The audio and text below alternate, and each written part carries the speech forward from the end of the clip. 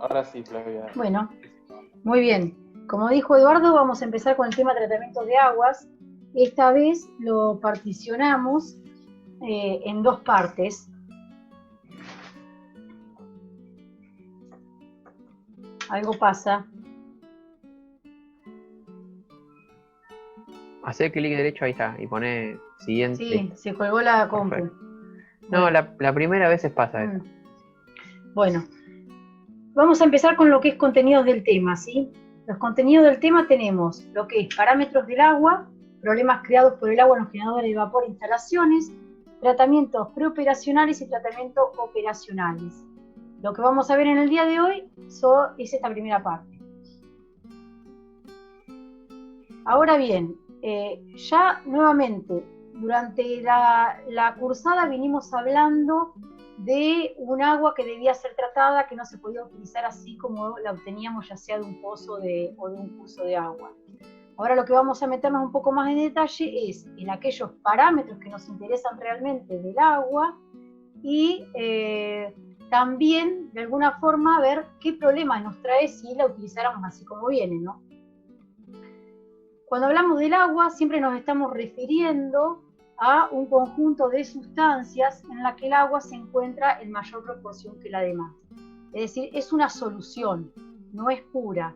Siempre viene acompañada con impurezas que ha ido adquiriendo a lo largo de su paso por la atmósfera. Es decir, el agua de lluvia, ustedes conocen que es más o menos pura, pero en su caída por la atmósfera va absorbiendo tanto gases, polvo, hollín, partículas, y a su vez también va disolviendo dióxido de carbono y las rocas subterráneas cuando se filtra en el terreno, lo que hace que vayan pasando al agua ciertas sustancias como puede ser el calcio, magnesio y otros elementos. Es por eso que debemos tratarla al agua, porque va a estar siempre acompañada de diversas sales y gases en disolución que fue adquiriendo y que va a impedir la utilización directa en una caldera. La idea de tratar el agua, digamos, los tratamientos de agua van a perseguir ciertos objetivos. Por un lado, lo que es alargar la vida útil del generador de vapor, principalmente, evitar accidentes, lograr una calidad de vapor y una calidad de agua de alimentación de calderas que me permita moverme dentro de esos parámetros, me van a permitir de alguna forma también acceder a aquellas cuestiones de garantía de los equipos con los que estoy trabajando. Por eso es que no podemos utilizarla así de esa forma y debemos tratarla. ¿Cuáles son aquellas generalidades del agua? Dos cuestiones importantes, que es el origen del agua, la fuente de agua, de dónde estoy obteniendo yo el agua. Puede ser un agua de pozo o un agua subterránea, que se le llama, o un agua superficial, que puede ser de un curso de un río, un lago o un mar. Dependiendo el origen del agua, va a tener ciertas características ese agua. En el caso de un agua subterránea, en la que ya el terreno actuó como de filtro, vamos a tener que va a tener gran cantidad de sales minerales y de impurezas moleculares, prácticamente no va a tener gases, pero por un lado tampoco va a tener elementos gruesos o materia en suspensión, porque justamente al atravesar el suelo actuó como de filtro natural. Y por el otro lado vamos a tener el agua superficial, que puede ser de un mar, de un río, como dije, en el que vamos a tener gran contenido de materia gruesa o materia en suspensión. Y por otro lado, vamos a tener poca cantidad de sales minerales disueltas, y respecto a lo que es gases, va a estar saturada de oxígeno y con algún porcentaje de dióxido de carbono. Entonces, a tener muy en cuenta el origen del agua, de dónde estoy sacando el agua, eso le va a conferir características particulares a ese agua. Según los elementos que acompañan al agua, vamos a distinguir elementos disueltos, el nombre lo dice, son aquellos disueltos en la solución, algunos minerales finamente divididos, que pueden ser también gases disueltos, arcillas, barros, restos orgánicos, aceite, grasas, detergentes, y elementos en suspensión, que cuando hablamos de elementos en suspensión, están suspendidos, y eso significa que estamos hablando de elementos gruesos o basura, ¿sí? Bueno, las impurezas del agua, acá es como una clasificación un poco más extendida, donde vamos a tener qué elementos caracterizan cada una de estas impurezas. Lo que le vamos a llamar impurezas gruesas son materias flotantes en suspensión y algunas que precipitan, pero si bien precipitan, yo después con algún sistema mecánico o algún tipo de filtración, luego de una sedimentación, voy a poder sacarlas, voy a poder quitarlas. Después vamos a tener las orgánicas, que están referidas a lo que es aceites, grasas, azúcares, todos compuestos orgánicos. Después vamos a tener las moleculares, que les dije que son las que más vamos a encontrar en un agua de pozo, como por ejemplo puede ser el de nuestra casa, ¿sí? Vamos a tener carbonatos y bicarbonatos, sulfatos, cloruros, nitratos, y va a haber otros que vamos a encontrar. Pueden ser silicatos, fosfatos. Y después vamos a tener lo que es gases, que generalmente vamos a tener oxígeno y dióxido de carbono. Estos son un poco la clasificación de todas aquellas impurezas que podemos llegar a encontrar en el agua. Ahora bien, ¿cuáles son esos parámetros del agua que me permiten caracterizar el agua y de alguna forma enfocarnos en que, mientras que yo mantenga dentro de ciertos límites algunos parámetros del agua, voy a poder evitar que se sucedan esos problemas que después más adelante vamos a describir? Tenemos parámetros físicos, sabor y olor, color, turbidez y conductividad eléctrica. Sabor y olor son determinaciones organolépticas que se le llaman, de determinación sugestiva, que no nos van a interesar demasiado aquí. Lo que es el color, ¿sí? Lo que es el color está asociado con absorciones del espectro visible, donde lo que se hace es una escala de determinación y demás, que tampoco vienen al caso. Lo que es turbidez, de alguna forma, me va a determinar la capacidad que tiene el agua para transmitir la luz. En ese caso, generalmente hay algunos requerimientos de calidad del agua donde informan que el agua tiene que ser clara y demás. Consideren que la turbidez generalmente se mide en partes por millón. La turbidez generalmente es causada por elementos en suspensión y barro, ¿sí? Entonces está caracterizado en ppm, y calculen que un agua de pozo está alrededor de las 10 ppm. Y la conductividad eléctrica, como el nombre lo indica, ¿sí? La capacidad que tiene el agua de conducir la electricidad. Ahora después vamos a ver qué importancia tiene dentro de estos parámetros. Que tiene mayor importancia es este. Por otro lado, vamos a tener algunos parámetros químicos: alcalinidad, pH, alcalinidad y pH íntimamente relacionados, dureza va a estar determinada por la presencia de calcio y magnesio, los iones calcio y magnesio en un agua, oxígeno y dióxido de carbono, determinados como gases disueltos, aceites, fosfatos, sólidos disueltos, sólidos en suspensión, y la sílice, que es otro parámetro que generalmente hay que prestarle mucha atención. Acá lo que les quise poner fue un análisis químico de un agua. Esto surge de un estudio de impacto ambiental donde se analizan diversos pozos y para la construcción de una central térmica, y principalmente lo puse porque quería que ustedes vieran que en la realidad justamente estos son los parámetros que más interesan y que se tienen en cuenta. Tenemos bicarbonatos y carbonatos, calcio, sodio, magnesio, alcalinidad, sólidos disueltos totales en miligramos por litro, y la conductividad eléctrica que yo les mencioné, que en este caso también en microohms a una cierta temperatura.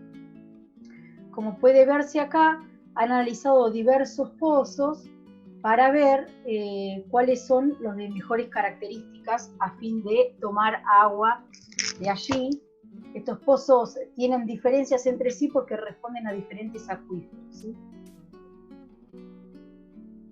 Ahora bien, hay parámetros que nos van a importar más que otros, pero en realidad lo que yo tengo que buscar es aquella calidad del agua a la que tengo que mantenerme, o que tengo que lograr a fin de mantener justamente estos parámetros dentro de los límites, y me lo va a establecer generalmente estos parámetros el fabricante del generador de vapor.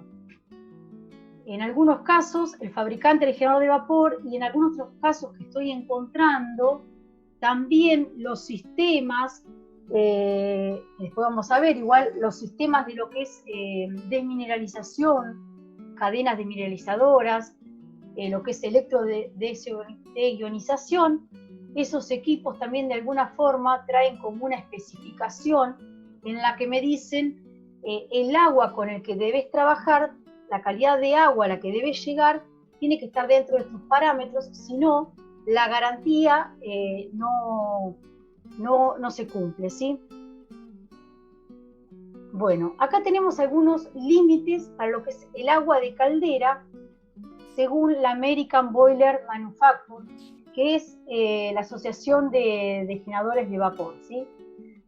Hay diferentes normas y por supuesto cada norma debe estar especificada y cada fabricante del generador de vapor también me debe especificar si está haciendo relación a una norma o si es un requerimiento propio de su marca, ¿sí? ¿Qué es lo que vemos acá? Más que nada está puesto para que ustedes vean cuáles son esos parámetros los más importantes que debemos mantener dentro de ciertos límites. En este caso lo que vemos acá es diferentes rangos de presión. Por supuesto, si estamos hablando de lo que es un generador de vapor para centrales térmicas, nos vamos a estar moviendo acá alrededor de los 100-105 kilos de presión. Y vamos a tener que tener en cuenta estas cuestiones. Acá dice sólidos totales en partes por millón. Es decir, que yo no debo sobrepasar las 100 ppm de sólidos totales si me estoy manejando altas presiones y altas temperaturas. Acá menciona lo que es la sílice, que yo se los había dicho recién como un parámetro químico importante. Acá dice como dióxido de silicio, porque vamos a estar viendo que en solitario nunca va a formar parte de ningún depósito, ¿sí? Entonces siempre se cementa de otra forma, en este caso como dióxido de silicio. Acá también hay que estar atento que, fíjense que a medida que aumenta la presión, por ende también la temperatura, cómo se reduce notablemente la cantidad de sílice con la que debo cumplir, ¿sí? En este caso me está diciendo que no puedo pasar una ppm de sílice en este agua, ¿sí? Si estoy trabajando a estas presiones. Esto se llama alcalinidad total. La alcalinidad total vamos a estar viendo que se mide como partes por millón de carbonato de calcio equivalente, donde en este caso me están informando 0.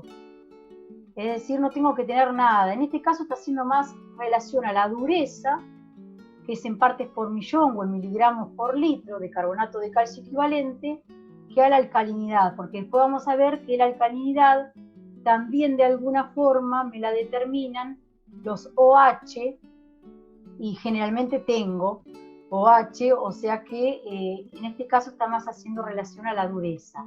Es decir, el límite permisible de dureza, alta presión y temperatura es de 0.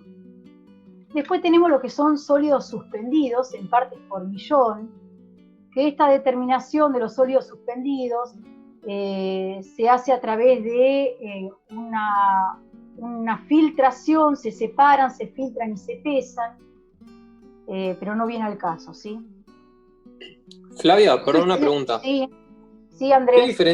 ¿Qué diferencia hay entre los sólidos totales y sólidos en suspensión? Bueno, porque ahí los sólidos totales, que no lo dice, son sólidos totales disueltos. Y habla tanto de lo que es materia orgánica e inorgánica, pero disuelta en el agua.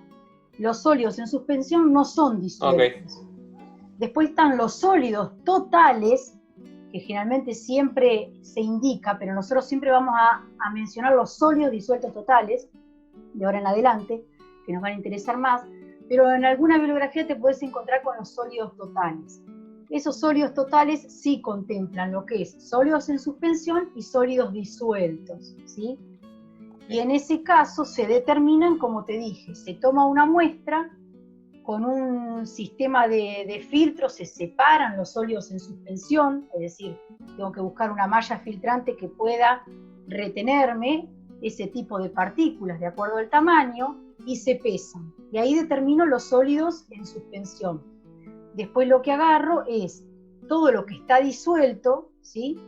Evaporo la muestra y también la determino, ¿sí? Es bastante engorroso el procedimiento.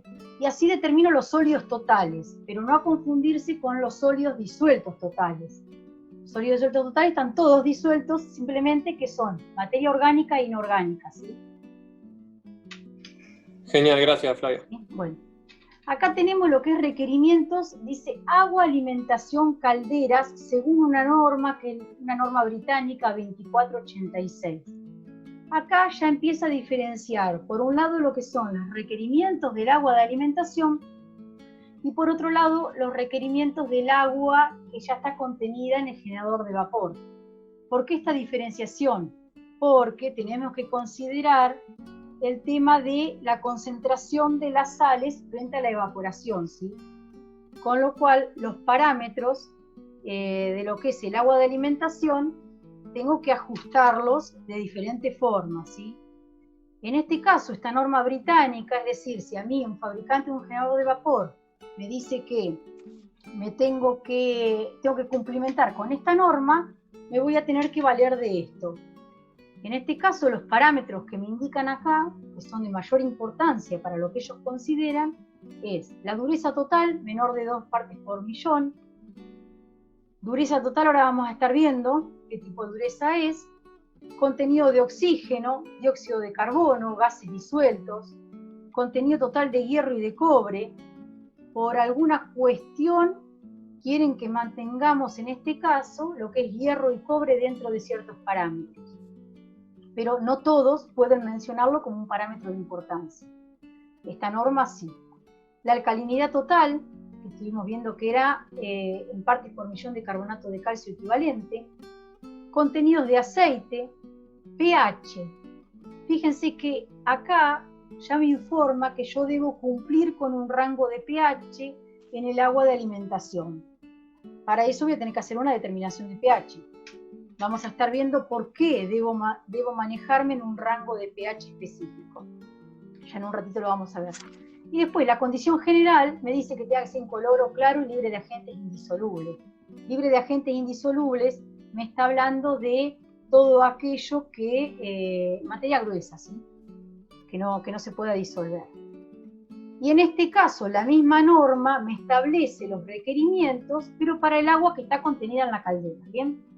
En este caso, fíjense que el pH, de alguna forma, me deja jugar un poquitito más con el valor de pH. La alcalinidad total es la misma, es diferente el valor, pero está hablando de carbonato de calcio equivalente. Alcalinidad cáustica, después vamos a ver por qué. Secuestrantes de oxígeno, es decir, si yo en algún momento, lo vamos a ver la semana que viene, pongo productos químicos a fin de disminuir ese oxígeno disuelto en el agua, tengo que tener en cuenta que luego al hacer las determinaciones tuve que ser medido, porque si me paso de estas partes por millón de lo que quede remanente, voy a tener problemas. Después tengo fosfatos. Fosfatos también, en este caso, me piden que debo cumplimentarlo, porque el fosfato es algo que también se agrega para lo que es control de pH. Entonces yo, a fin de cumplir con unos ciertos valores de pH, puedo agregar de más, y luego acá me va a saltar y no puedo pasarme de esto. Hierro, sílice, que siempre está presente, sólidos de vuelta, conductividad, en este caso me dice que tiene que ser menor a 7000 microsiemens por centímetros.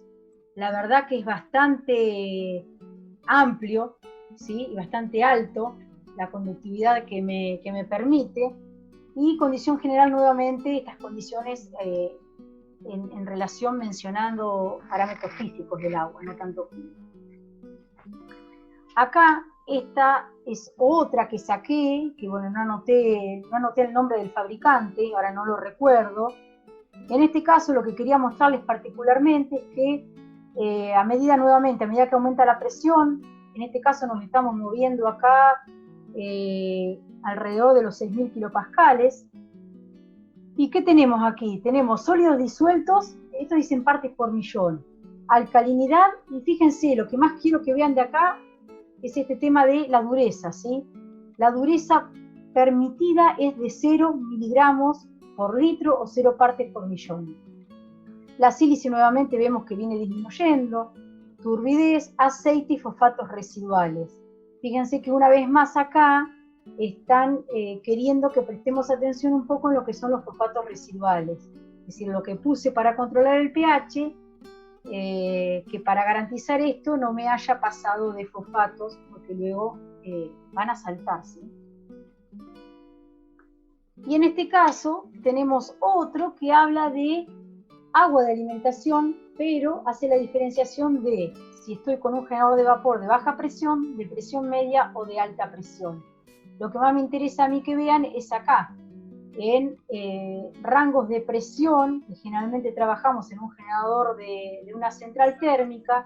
Fíjense que nuevamente lo que respecta a dureza total me dice que debe ser de 0. Y el pH también lo establece. Agua de alimentación, ¿se acuerdan que veíamos que era de 8 a 9 y pico en la anterior, según la norma británica? Bueno, en este caso también tiene su razón de ser este rango de 9 a 9,6, y después vamos a ver por qué. Siempre tengan en cuenta que el pH me deben informar a qué temperatura. Las determinaciones están o tomadas a 20 o tomadas a 25 Celsius.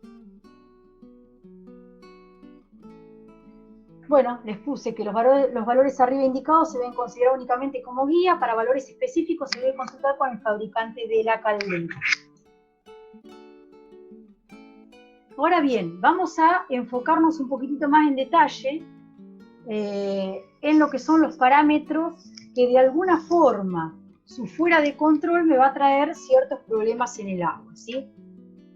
Vamos a la alcalinidad y pH, están relacionados, ustedes ya pasaron por una asignatura que se llama química, donde, si ustedes recuerdan, el pH menos el logaritmo de la concentración de hidrógenos indicaba justamente la concentración de estos iones presentes en el agua, era de alguna forma una medida de la acidez del agua, y en una escala, es una escala que va de 0 a 14, donde teníamos que un pH de 7 era un pH neutro, todos los pHs menores a 7 eran considerados ácidos, y si estoy en un pH superior a 7, de alguna forma se dice que es alcalino. Ahora bien, esto también me daba la idea de la basicidad, ¿se acuerdan? Esto era algo ácido, esto era algo básico. Ahora, lo que quiero mencionarles es la alcalinidad. Cualquiera de ustedes me va a decir, bueno, esto es alcalinidad. Esta alcalinidad, esto que vemos acá, que algo tenga un pH mayor a 7, por ejemplo un pH 12, me indica la alcalinidad debido a los OH, ¿sí? A la concentración de oxidrilos. Pero la alcalinidad que yo les hablo acá también está considerando otras sustancias alcalinas disueltas en el agua, como son los carbonatos y los bicarbonatos. Entonces, cuando nosotros acá siempre hablamos de alcalinidad, la alcalinidad me la va a dar la cantidad de carbonatos, bicarbonatos y oxidrilos. Esta es como la alcalinidad mala o que yo no quiero, y esta alcalinidad es aceptable en un agua. Esta no la voy a querer porque tanto el carbonato como el bicarbonato son sales que me van a traer inconvenientes desde el lado de lo que son las incrustaciones o los depósitos, ¿sí? Podemos decir que la alcalinidad es la capacidad de neutralizar ácidos de un agua. Es como que de alguna forma este parámetro me da la idea de la resistencia que tiene un agua a bajar el pH ante el agregado de un ácido, ¿sí? Después, otro parámetro importante son los sólidos disueltos totales. Los sólidos disueltos totales son las sales inorgánicas y la materia orgánica disuelta en el agua. Es todo lo que de alguna forma no se puede retener a través de algún elemento o algún medio filtrante. Es decir, es todas las impurezas disueltas en el agua. ¿Qué va a pasar? Yo recién les mencioné que la determinación en laboratorio se hace un proceso largo y engorroso, pero hay una forma de poder cuantificar los sólidos disueltos totales, que es a través de lo que es la conductividad eléctrica. Es decir, hay una relación entre los sólidos disueltos totales y la conductividad. Midiendo los sólidos disueltos totales en miligramos por litro, podemos decir que, en este caso dice 0,5, ¿no? Es decir, 2 microsiemens por centímetro equivalen a 1 miligramos por litro. Generalmente, este factor de conversión está entre 0,5 y 0,8. ¿De qué va a depender? Va a depender de la temperatura y de las aplicaciones. No sé si recuerdan cuando yo les mostré la tablita que les dije que eran los parámetros químicos, el análisis químico de un agua de un estudio ambiental que se estaba haciendo para una central térmica. Si ustedes observan ahí esa relación que hay entre los microsiemens y los miligramos por litro, entre conductividad y sólidos disueltos, se van a dar cuenta que están entre valores entre 0,65, 0,7. En este caso nosotros vamos a tomar, casi todas las normas lo toman como el equivalente de 2 microsiemens, 1 miligramo por litro, o una parte por millón de carbonato de calcio equivalente. Es decir, utilizan el factor de 0,5. Ahora bien, les estoy hablando todo lo que es de conductividad, y la idea un poco es que se vayan situando en qué valores de conductividad tienen los diferentes tipos de agua con los cuales yo me puedo encontrar. En este caso tenemos un agua ultra pura, dice 0,055 microsiemens por centímetro. Nosotros en una central térmica se busca que los valores de conductividad estén debajo de esto. La semana que viene vamos a estar viendo que en algunas centrales se busca un límite de 0,05 y en algunas se busca el 0 microsiemens por centímetro. Un agua destilada tiene 0,5. Bueno, y acá tenemos, fíjense lo que es el agua doméstica, ¿bien? Dice de 500 a 800 microsiemens por centímetro. Nosotros en una oportunidad con los chicos de alimentos, las chicas y chicos de alimentos, visitamos una planta industrial y ellos en la determinación que hacían del agua de pozo tenían que era de 1000 microsiemens por centímetro. Es un rango bastante aceptable, pero no para la generación, para trabajar en calderas a alta temperatura y alta presión. Alta temperatura, alta presión, tengo que buscar estos valores. Bueno, ahora bien, vamos con el otro que es la dureza. La dureza es, como les dije, es un parámetro químico del agua y está determinada por los iones de calcio y magnesio, las sales de calcio y magnesio disueltas en el agua. ¿En qué forma? En forma de carbonatos, bicarbonatos, cloruros, sulfatos y en algunos casos nitratos, siempre de calcio y magnesio. ¿Por qué? Por esto que yo les había mencionado, de que el calcio y el magnesio es uno de los elementos que va absorbiendo el agua al paso por el terreno. Es decir, un agua de pozo tiene alto contenido de este tipo de sales minerales disueltas. De alguna forma, como para poder medirlos, generalmente hacemos referencia al carbonato de calcio equivalente, pero estamos hablando tanto de sales de calcio como sales de magnesio. Muchas veces vamos a encontrar que también hay carbonatos por ejemplo, de potasio, carbonatos de sodio. Hay que tener en cuenta que hay sales que son solubles en el agua, como por ejemplo las sales de sodio. En este caso, la dureza justamente está cuantificada con sales que son indisolubles. ¿Qué va a pasar con esto? De acuerdo a cómo se comporte, a ver, la dureza es una característica del agua que se puede ver muy fácilmente, porque al aumentar la temperatura le confiere una característica al agua que yo visualmente lo puedo ver, que es, por ejemplo, al aumentar la temperatura, que estas sales se depositen. El claro ejemplo es, por ejemplo, cuando en la pava de nuestras casas calentamos el agua para el mate y se va formando ese sarro, ¿sí? Esas costras blanquecinas por el interior de la superficie, ¿no? Entonces, frente a lo que suceda al calentar, al aumentar la temperatura, al hervir el agua, vamos a estar diferenciando dos tipos de dureza. Una que va a ser la dureza temporal como el nombre lo indica, lo que va a hacer es que a ebullición del agua van a depositarse los carbonatos de calcio o los carbonatos de magnesio. Se van a depositar en el fondo de la superficie que yo esté calentando, pero son sales, ¿sí?, que pueden ser tranquilamente sacadas con una purga de fondo. Es decir, van a formar depósitos, pero son depósitos de fácil disgregación, como se le dice. Son depósitos blanquecinos, no son adherentes sobre las paredes de las superficies. Entonces, esta dureza temporal significa que voy aumentando la temperatura. Al aumentar la temperatura, la solubilidad de las sales disminuye. Lo que va a hacer es que esto precipite, tanto el carbonato o bicarbonato de calcio y magnesio van a precipitar, y yo después luego los voy a sacar con una purga de fondo. Pero son blandas, ¿sí? Son incrustaciones que se le dice, o depósitos blandos. Por el contrario, como el nombre lo indicaba, si esto era temporal, es decir, a ebullición desaparece, vamos a tener un parámetro que se llama dureza permanente, que ya no es debido a los bicarbonatos y carbonatos del agua, sino que es debido a las sales de calcio y magnesio, pero silicatos, sulfatos, nitratos y cloruros. ¿Qué va a pasar? Va a aumentar la temperatura, y más alta temperatura se va a dar mucho mayor este fenómeno. Va a aumentar la temperatura, va a disminuir la solubilidad, pero se van a depositar de forma muy dura, de forma muy adherente. No van a desaparecer por ebullición. Esta dureza permanente es una de las cosas que yo no quiero, porque me va a traer graves problemas de depósitos o incrustaciones en los generadores de vapor.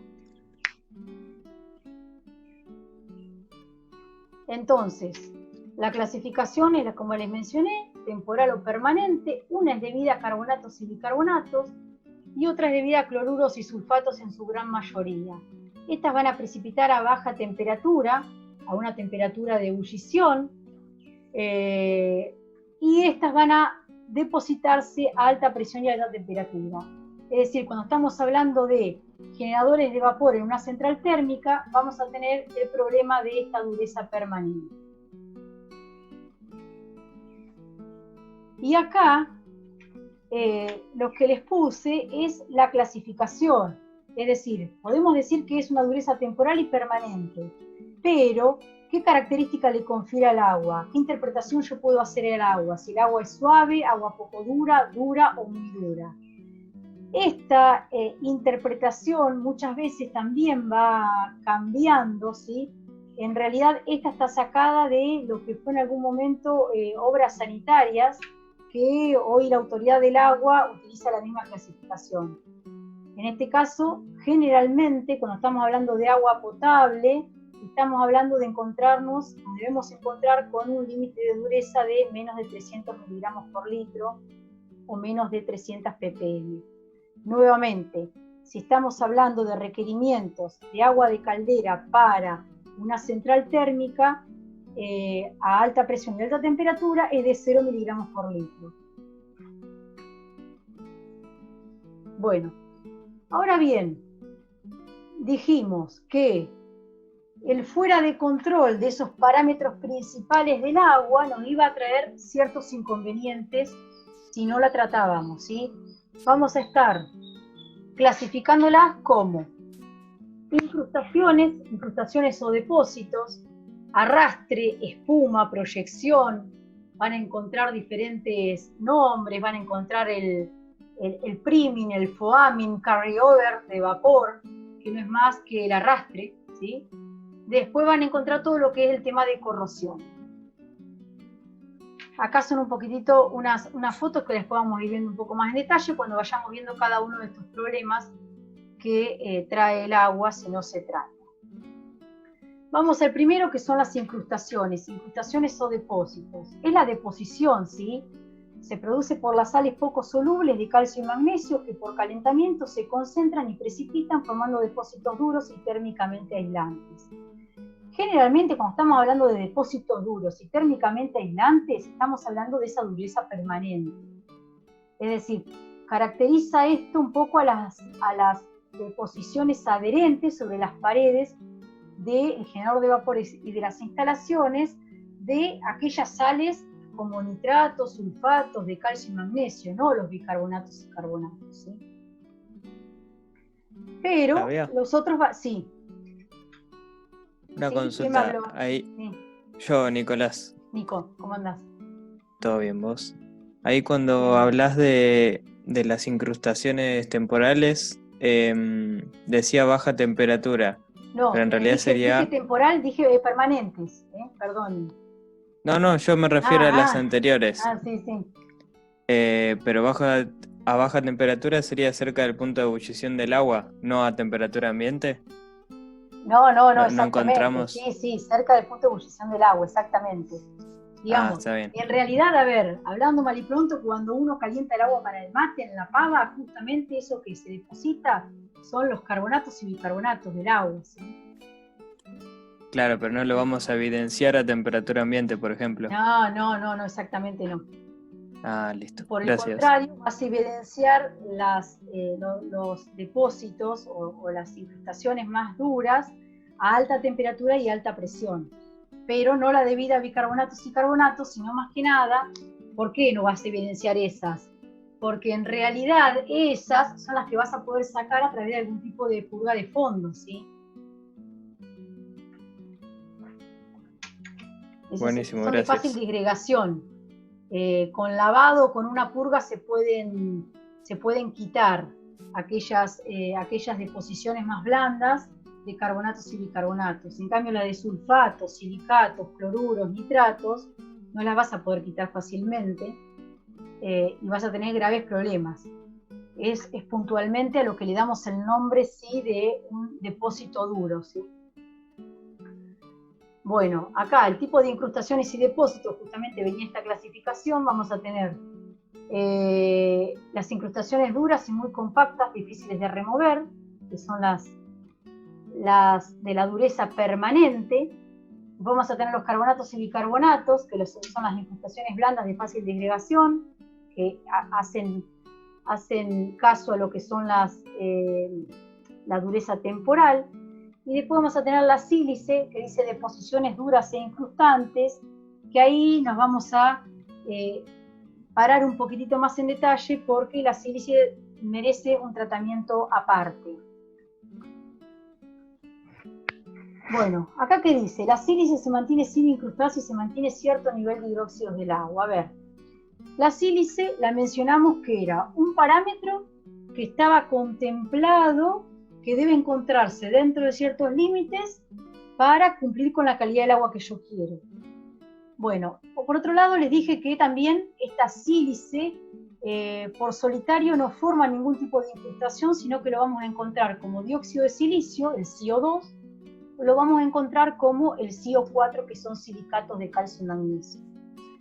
En realidad la sílice forma una incrustación muy, pero muy dura, y la única forma que podamos tenerla presente, aunque sea en menor cantidad y en pocas ppm, pero que se encuentre sin incrustarse, es si se mantiene cierto nivel de hidróxidos del agua. Es decir, si mantengo cierto nivel de alcalinidad, pero no es alcalinidad debida a carbonatos y bicarbonatos, sino una alcalinidad debida a hidróxidos del agua. Es decir, si mantengo un pH, por decirlo alcalino, pero debido a los hidróxidos del agua, de alguna forma puedo tener esta sílice sin incrustar. ¿Cuál es el problema particular de la sílice, que es el gran dolor de cabeza de cualquier central térmica? Tengan en cuenta que cualquier agua natural tiene un contenido de sílice, que puede ir desde las 0 hasta las 100 ppm aproximadamente.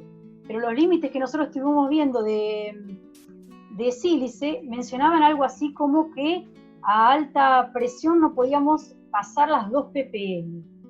¿Por qué es el problema? Porque la sílice tiene dos efectos diferentes, bien diferenciados, y es que, por ejemplo, en la caldera en combinaciones, digamos, en forma de silicato, como es la dureza permanente, en combinaciones con las sales de calcio y magnesio, va a dar incrustaciones de silicato. Ahora, va a ser una de las pocas que va a poder, cuando empieza a aumentar la temperatura y alrededor de los 280 Celsius, va a poder volatilizar y viajar con el vapor a la turbina. Es decir, a alta temperatura se va a vaporizar y va a ser arrastrada por el vapor a la turbina. ¿Cuál es el problema que me va a tener?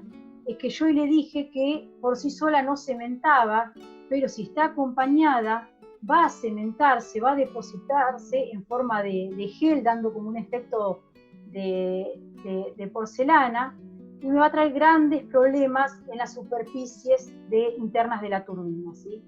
Es decir, en este caso podemos tenerla sólida como silicato de calcio y magnesio dentro de la caldera, que forman la dureza permanente, pero tenemos que tener en cuenta que va a viajar con el vapor a alta temperatura, va a empezar a volatilizar alrededor de los 70 kilos, va a empezar a volatilizar, va a pasar con el vapor y luego cuando encuentre las superficies en la turbina va a depositarse y va a formar ese efecto de porcelana, con lo cual va a traer muchos inconvenientes en la instalación. Bueno, ahora estuvimos hablando de las incrustaciones y los depósitos, y justamente tenemos que ver cuáles son aquellas consecuencias que nos traen esos depósitos o incrustaciones en lo que es el generador de vapor y en las instalaciones. Por un lado vamos a tener disminución de coeficiente de transmisión térmica, es decir, estamos hablando de que un depósito, y dijimos, la deposición de esas sales de calcio y magnesio, de alguna forma me va a formar depósitos duros y térmicamente aislantes. Por otro lado, vamos a tener que las calderas incrustadas van a requerir un mayor gradiente térmico entre el agua y la pared metálica respecto a una caldera limpia. Vamos a también mencionar el tema de rotura de tubo de agua por sobrecalentamiento. ¿Qué va a pasar esto? Si yo tengo una incrustación, tengo un depósito sobre la pared metálica, de alguna forma, y el flujo de calor es el mismo, de alguna forma vamos a tener que se va a ir formando como un punto de sobrecalentamiento, donde cada vez más las deposiciones, las incrustaciones, se van posicionando en ese lugar, con lo cual puede haber desgarros o puede haber rotura de tubos de agua. En este caso, en el que el agua esté circulando por entre los tubos. Dice, se forman con rapidez en los puntos de mayor temperatura. Esto es un poco relacionado con la anterior, donde nosotros tenemos un tema de que justamente es un punto de sobrecalentamiento. Y después, por otro lado, si estamos hablando de la circulación del agua por el interior de los tubos, vamos a tener que hay una disminución de la sección de los tubos, trayendo problemas de circulación, de refrigeración, provocando problemas en generales en cuanto a lo que es la circulación del agua. En este caso lo que vamos a ver son dos cuestiones. Acá tenemos un tubo de agua donde vemos que se está disminuyendo el paso de agua por el interior de este tubo. Y acá estamos viendo el cuerpo de un generador de vapor donde estamos viendo todo lo que son esos depósitos e incrustaciones. Hay algo que yo no les mencioné acá, que también hay que tener en cuenta, que ante caídas de presión bruscas o alteraciones en lo que es la presión, hay que tener en cuenta que se pueden desprender estas incrustaciones o depósitos, esta escoria, se puede desprender trayendo problemas graves en cuanto a la seguridad en una instalación. Ahora bien, venimos con el segundo problema que podemos tener, que es el arrastre. El arrastre no es más ni menos que va a tener relación con el suministro de vapor húmedo, es decir, con que al vaporizar se arrastren gotas de líquido hacia la parte del vapor.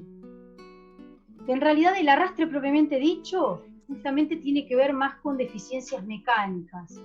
Puede ser debido a un nivel excesivo de agua en la caldera, aumentó el consumo, entonces tengo una repentina demanda de vapor, se puede deber a deficiencias constructivas, se puede deber a que la cámara de vapor está mal dimensionada, se puede también deber a diferentes caídas bruscas de presión, pero siempre asociado más a lo que es deficiencias mecánicas. En este caso, el arrastre, ¿por qué me preocupa? Hoy hablamos de que al vaporizar se van concentrando las sales, ¿sí? Pero yo lo que puedo tener es, por sobre la superficie, una cierta cantidad de sólidos disueltos. Esos sólidos disueltos tengo que tenerlos bajo control, y también la forma de hacerlo es a través de las purgas de superficie. Si yo no hago un adecuado purgado de superficie, lo que puedo llegar a tener es que sobre la superficie del líquido tengo gran contenido de sólidos, y cuando se arrastra una porción de líquido, lleve consigo impurezas. Esas impurezas en la parte del vapor luego van a ser depositadas, ¿sí? Son diferentes impurezas químicas. Y después, por otro lado, vamos a tener deficiencias químicas. Y esas deficiencias químicas están más asociadas a lo que se llama la espuma. Es decir, que yo tenga espuma también de alguna forma va a provocar esto del arrastre de lo que es líquido al vapor.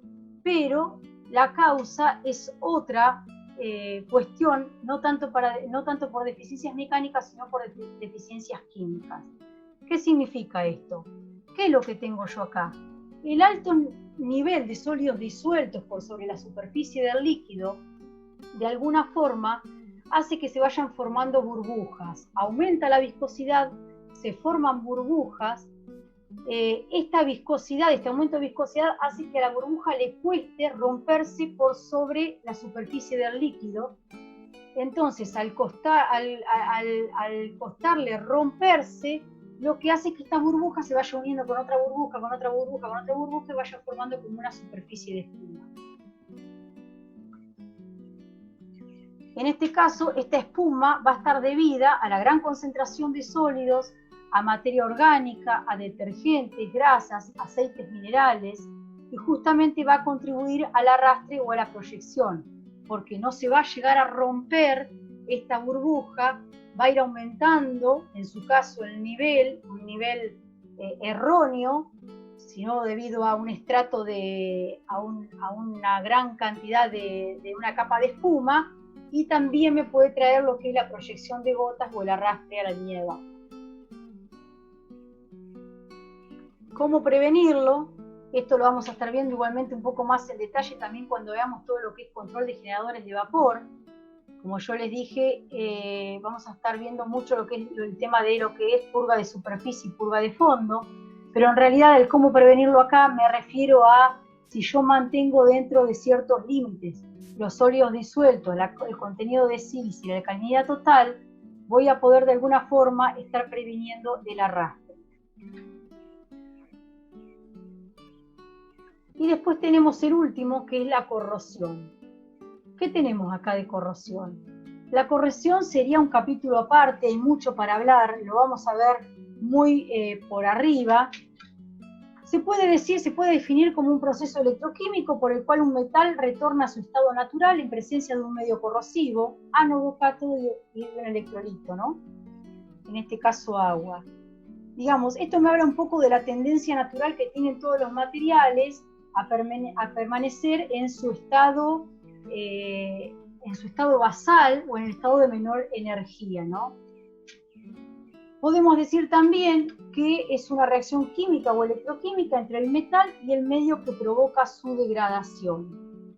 Es decir, va a haber una corriente que va a circular debido a una diferencia de potencial en la superficie metálica.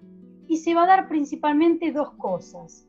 Por un lado vamos a tener que el metal se va a disolver en el área de más bajo potencial, en el ánodo, se va a disolver el metal para liberar electrones y formar iones.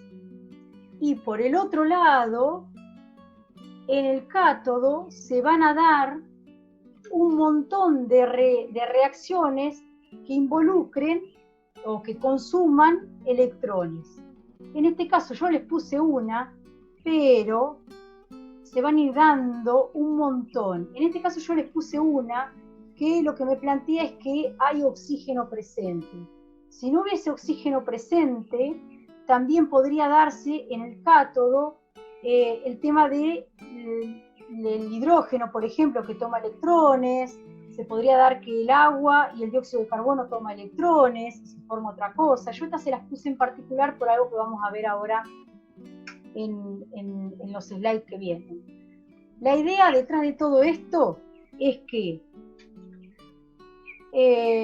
los metales se van a disolver para liberar electrones y dar iones. Estos electrones se van a ir a otro punto del metal para, que se llama cátodo, para tomar diferentes reacciones que van a consumir estos electrones e ir formando diferentes compuestos.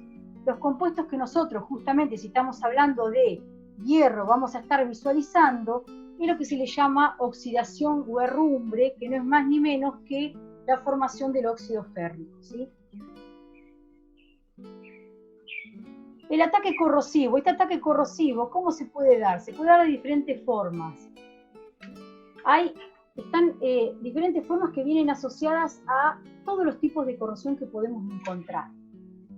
Lo que quiero más que nada mencionarles acá es que nunca van a ver que se dé un tipo de corrosión en solitario por sí solo, sino que siempre van a ver una combinación de ataques corrosivos, por decirlo así. Lo que importa de esto es que el resultado de esta combinación de fenómenos de corrosión es la pérdida del material por un lado y por otro lado va a ser la formación de un depósito de corrosión. Disculpen que tomo agua. Bueno, en este caso tenemos que este ataque corrosivo se puede dar. En este caso es un tema de fragilidad, de tensiones en el material. En este caso vemos que se da como una corrosión más uniforme por sobre la superficie del material. Acá ya estamos hablando de una corrosión que empieza a adentrarse por el seno del material. En este caso vemos esta corrosión que se le llama por picado o pitting, que ahora vamos a estar viendo más en detalle, que es una de las que más se dan generalmente a alta presión y alta temperatura. Acá vamos a estar viendo un tipo de corrosión intergranular, y después, en este caso, yo lo que les quise poner fue cómo se visualizan o el aspecto que toman este tipo de corrosión. Fíjense la diferencia, ¿no? Esta corrosión está un poco más generalizada, se van formando como placas. Esta también es más generalizada. Este es un tipo de corrosión galvánica que se le llama. Y esto generalmente se da de este tipo, ¿no? Por picado, ¿sí? Por picado porque se da en ciertas áreas del material. Los tipos de corrosión, hay infinidades, ¿sí? de ataques corrosivos y tipos de corrosión asociados. Vamos a estar mirando un poco más en detalle lo que es la corrosión por gases disueltos, principalmente por oxígeno y dióxido de carbono. Vamos a tener lo que es la corrosión cáustica, que casi no la trata mucho la bibliografía porque no se da. La corrosión por vapor, corrosión en líneas de retorno de condensado, asociada también a lo que es el dióxido de carbono, corrosión por ácidos libres, corrosión galvánica, electroquímica, por dióxido y por oxígeno. Van a encontrar infinidades de mecanismos de corrosión. La idea no es que conozcan todos estos tipos de corrosión, ni mucho menos que se sepan las reacciones químicas de cada uno, con lo cual solamente voy a hacer mención a lo que es el mecanismo general de la corrosión. Ese que yo les mencioné. Se disuelve el material, forma iones, salen electrones del ánodo y se busca un cátodo para que reaccionen con esos electrones. Bueno, ¿cuáles son aquellas características del agua que van a favorecer la corrosión? Por supuesto, la presencia de gases disueltos como oxígeno y dióxido de carbono, sólidos disueltos e impurezas, la alcalinidad o acidez. Vamos a ver que de acuerdo al nivel de pH o al valor de pH que yo tenga, se va a ver favorecida en mayor o menor medida la corrosión.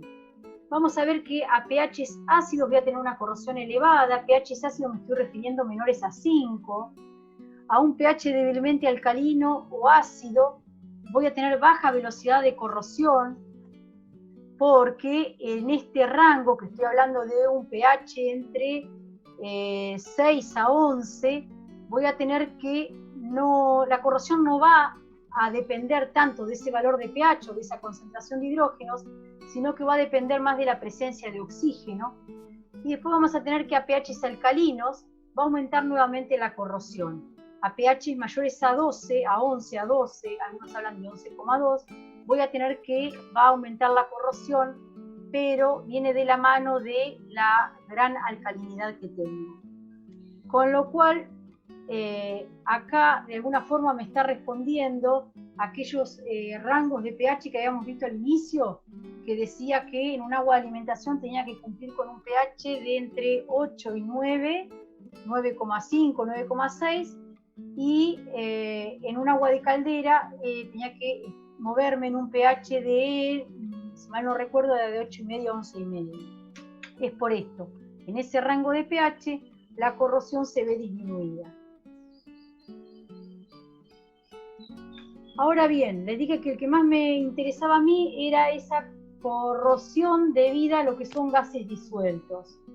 De los gases disueltos, el que mayor problemas trae es el oxígeno. Y luego vamos a estar viendo el dióxido de carbono. ¿Por qué el oxígeno? Bueno, justamente, ¿alguien preguntó algo? No, Flavia, fui yo, sin querer. No importa. Esta reacción del oxígeno dice reacción del oxígeno disuelto en el agua con los componentes metálicos de la caldera en contacto con el agua que provocan la disolución o la conversión en óxidos insolubles. ¿Qué va a pasar acá? Cuando habla de óxido insoluble es ese que yo les dije que es el óxido férrico, que es el hierro 2 o 3, que es lo que visualizamos como herrumbre. Después hay otros óxidos insolubles que es por un grado de oxidación menor del hierro, ¿no? Pero también hay que tener en cuenta que hay un óxido que es insoluble, que es la magnetita o el hierro 3 o 4, que en realidad ese óxido se le llama óxido protector, porque ahora vamos a ver que protege la superficie ante el ataque corrosivo. Lo que va a pasar es que, de acuerdo a este pH, esa película protectora se va a romper y por eso se va a sobrevenir la corrosión. Bueno, hoy cuando yo les mostré la reacción que se daba en el cátodo, se las mostré teniendo en cuenta que había oxígeno presente. Si recuerdan, teníamos agua, oxígeno, tomaban los electrones y formaban OH, ¿sí? Bueno, ¿por qué me interesa más que nada esa de oxígeno? Porque es la que mayor se da, porque el oxígeno va a tener dos funciones importantes en lo que es el mecanismo de la corrosión. Es decir, el oxígeno disuelto en el agua es el que mayor dolores de cabeza trae, ¿sí? ¿Qué vamos a tener? Por un lado, el oxígeno va a cumplir la función de acción despolarizante en el proceso electroquímico primario. No pretendo que se sepan estas reacciones, las van a encontrar en la teoría también. No pretendo que se las sepan solamente para comprender que nosotros tenemos, por un lado, la disolución del material, como les mostré en el ánodo, y por otro lado vamos a tener que a un pH alrededor de 5, como les mencioné, hay una elevada, un elevado diferencial, ¿sí? Por la gran concentración de hidrógenos que hay. Bueno, ¿qué es lo que voy a tener en ese momento? En ese momento voy a tener que en el ánodo se va a dar esa disolución del material, y por otro lado voy a tener que en el cátodo, en este caso no tengo oxígeno presente todavía, pero tengo un pH alrededor de 5, voy a tener que el agua se va a disolver de forma de hidrógenos dioxidrilos.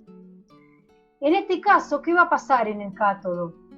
La gran concentración de protones, porque tengo un pH muy ácido, va a tomar esos electrones y va a formar este hidrógeno. Esta ecuación se le llama la ecuación polarizante o reacción polarizante.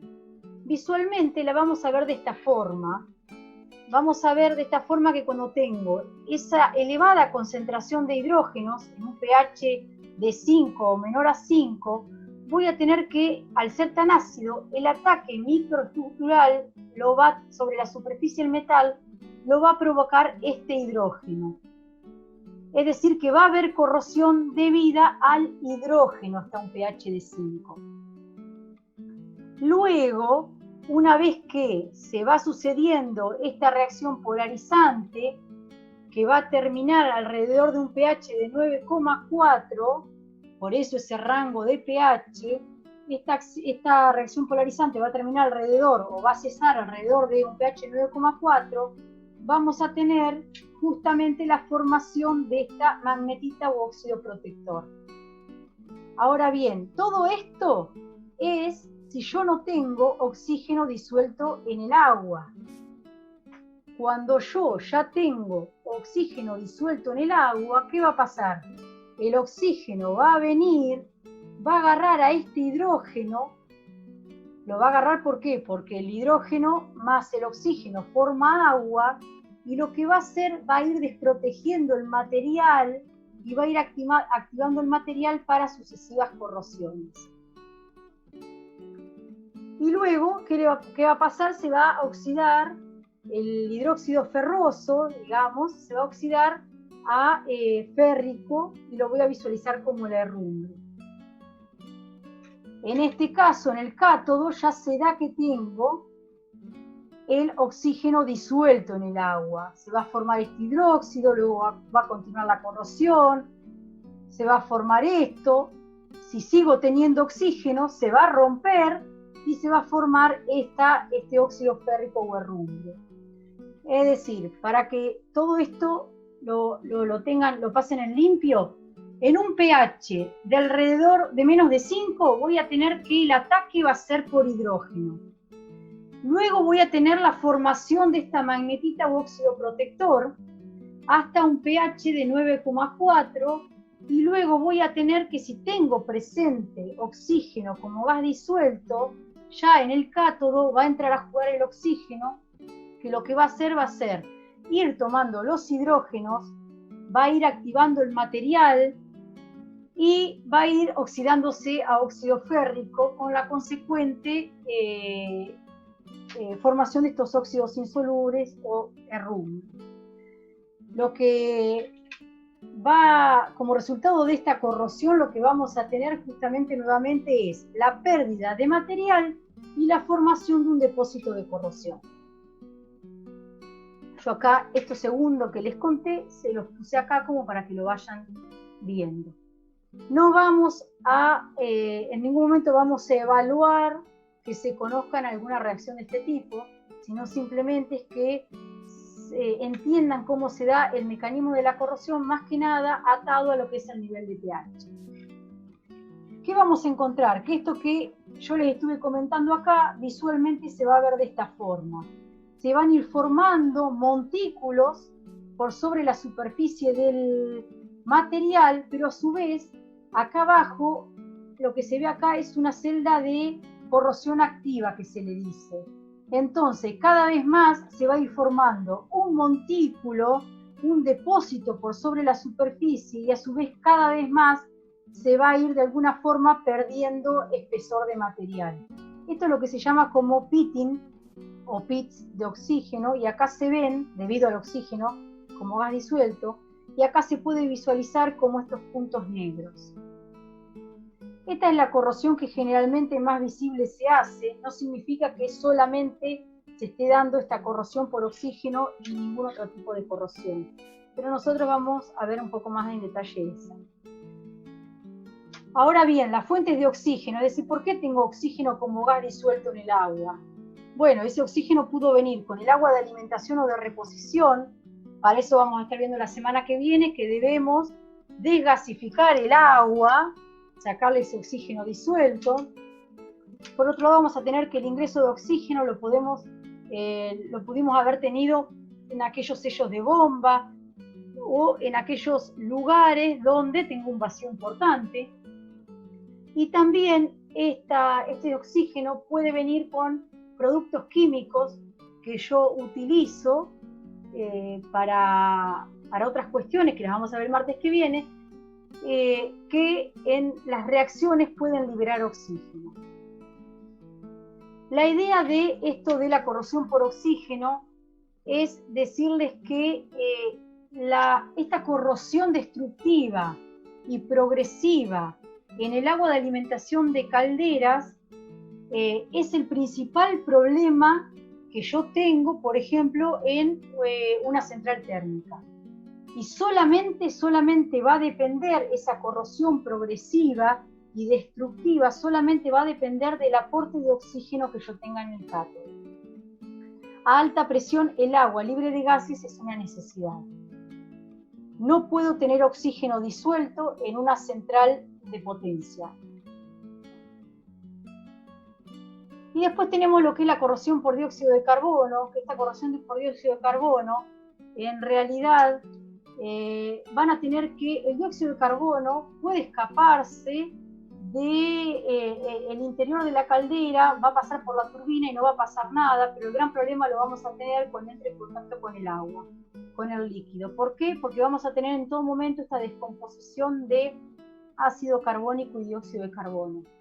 Acá también se va a dar todo un proceso electroquímico que no viene al caso, y es lo que se va a llamar corrosión electroquímica con dióxido de carbono, y va a estar particularmente basado en esto del ácido carbónico que va a formar este carbonato de hierro con la posterior formación de este hidróxido de hierro, que es lo que después, si encima estuvo también presente el oxígeno, vamos a tener esos óxidos insolubles o la corrosión, ¿sí?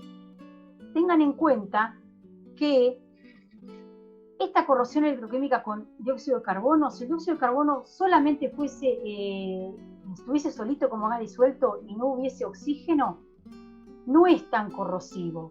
Ahora, si yo tengo la combinación como gas disuelto de oxígeno en el agua y de dióxido de carbono, esto se acrecienta hasta 10 veces más, es decir, es mucho más corrosivo el dióxido de carbono en presencia de oxígeno que por sí solo disuelto.